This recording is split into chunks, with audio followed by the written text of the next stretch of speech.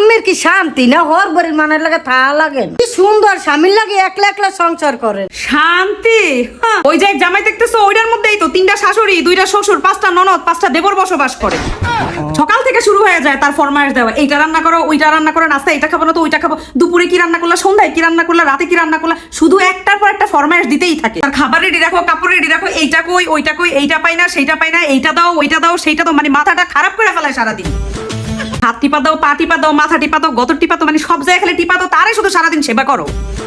তারপর আরো আছে, এইখানে যাইতে পারবা না ওইখানে যাইতে পারবা না, এখানে কি করো ওইখানে কি করো, ফোনে কার সাথে কথা বলো, কেন ওইখানে যাবা, কেন এটা কেনাকাটা করবা, কি জন্য করছো, কেন করছো, সারাদিন শুধু তারা জবাবদিহি করা। হ কথা তো ঠিকই। তুমি কি মনে করছো আমার স্বামীকে আমার খুব আপন মনে করে? না, সেও সেই শ্বশুর বাড়ির মতোই আমারে মনে করে শত্রু শত্রু।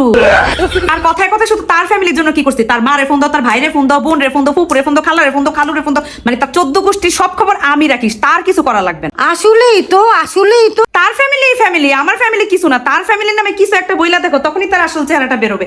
আর আমার ফ্যামিলির নামে কে কি বললো না বললো, আমার ফ্যামিলির কেউ খোঁজ খবর নিলো না নিলো, কেউ কে আসলো গেলো, আমি কি গেলাম না গেলাম, তাতে তার কিছুই আসে যায় না। এরপরও কি তুমি বলবা তারে নিয়ে একলা খুব শান্তি? ওই শ্বশুরবাড়ি সবার জ্বালানি ওই এক জামাই সব জ্বালায় শেষ করে, কারণ তার ভিতরেই তো ওই বাকি সবাই বসবাস করে। হ আপা আমার গবেষণাটা এককালে ঠিক।